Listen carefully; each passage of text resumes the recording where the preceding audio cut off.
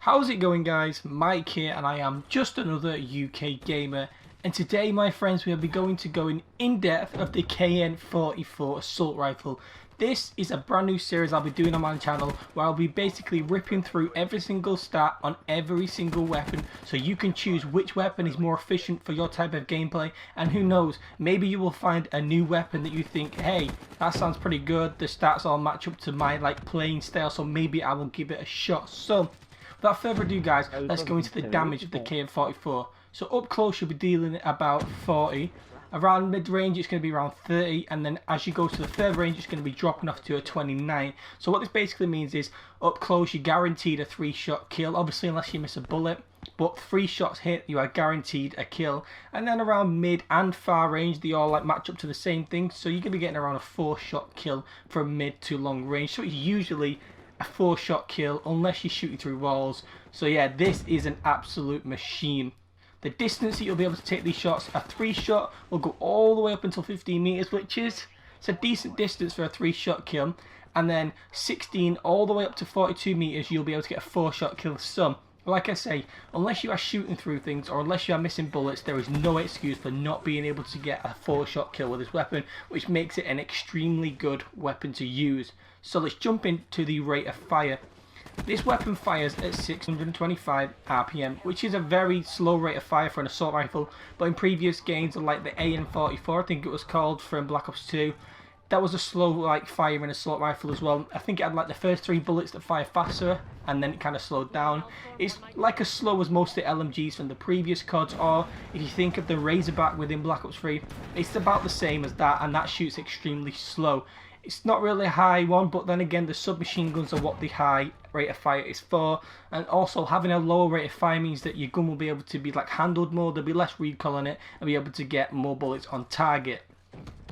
The optics on this weapon just start off amazing. I don't think I've ever had an AK-47 or an AN-94 or a KN-44 where I've had to have an optic sight, and I've always loved the AK sight, like a little U with a line in the middle, so that saves a slot for an attachment. So yeah, the optics, they're amazing for me. I don't know if you guys like them or not. I think I see a lot of red dot sights when I'm playing, but to me the optics are extremely good. You'll be starting with about 30 bullets with this, and you'll be, I think it's 42, yeah, it's 42 when you use the extended mag, so not really much difference between the two. I'm thinking that extended mags maybe will get you out of them battles where you need to quickly finish them off whilst they're reloading. So yeah, it could save an attachment. I mean, I don't need this, so it saves a slot for me to fill it up within something else, and you will see that in my best class setup video. Right, moving into the recoil. Now, as you can see on the screen, the recoil is around the average, and you know what? There is not much difference between the grip. I mean, you can see the grip there on the right side, and on the left side it's without the grip. And to be honest, there isn't a massive difference. The grip just looks like it's taking up a slot that isn't needed. I did the test on Nuketown to see which one would actually be better, and you know what, is grip really needed? And looking at it, grip is not needed to get your kills as long as you get your thumbs on the controller and you're constantly on aim. You will not be needing a grip, so then you can save an attachment. Okay, so moving into the hip spread. The hip spread on this gun is absolutely appalling. It sprays all over the place unless you are up close, you have to be touching them up close, and then you'll be able to get your hip spread. So yeah, I don't see many people hip firing this gun in the future. I don't see it being hip spread. Moving into the reload speed. Now, 2 of these I did test for myself because I couldn't find the stats online, but one of these actually, has been confirmed. The normal reload speed, which has been officially confirmed, is around 2.0 seconds. So then I decided to go into a private match and do all the reload animations and kind of slow them down and go through from pixel to pixel, and just to see which see which the reload speed is. And what I got from that is, when the mag is completely empty, you get around 2.5/2.6 seconds. So yeah, it's an extremely long time reloader, so you probably don't want to be emptying your mag too much with this weapon. When you have fast mags on, it reloads in about 1.2 seconds, so it's around a second quicker than the normal reload speed, so it's basically just halving it. It is a pretty fast animation, I've used it myself.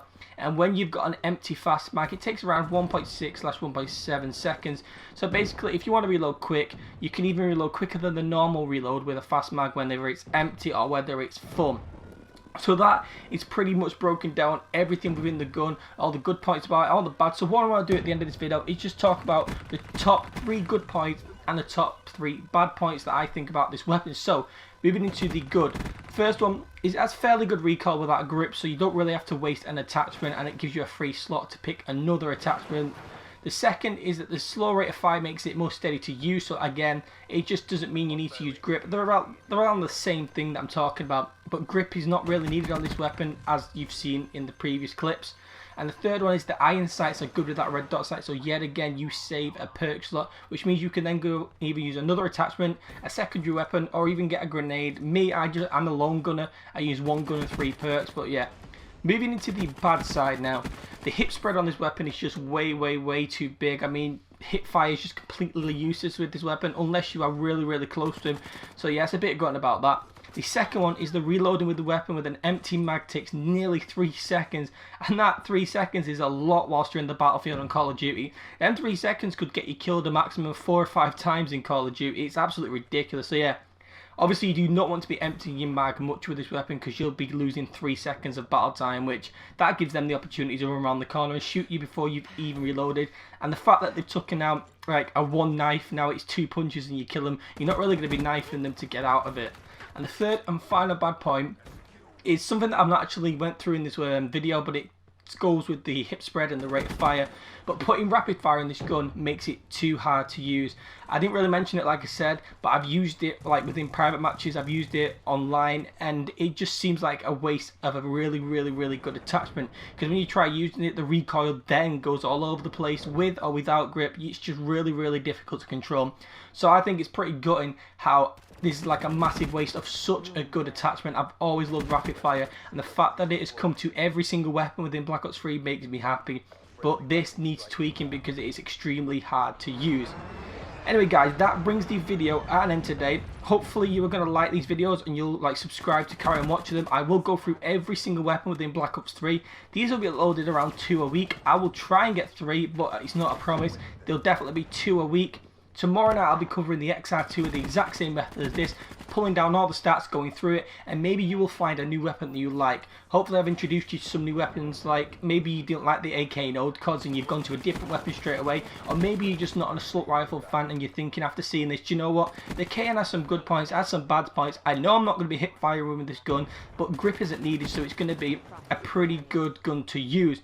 Anyway guys, like I'm saying, that is the end of the video today. Make sure you subscribe, make sure you share my channel wherever you can, and I will see you guys tomorrow night.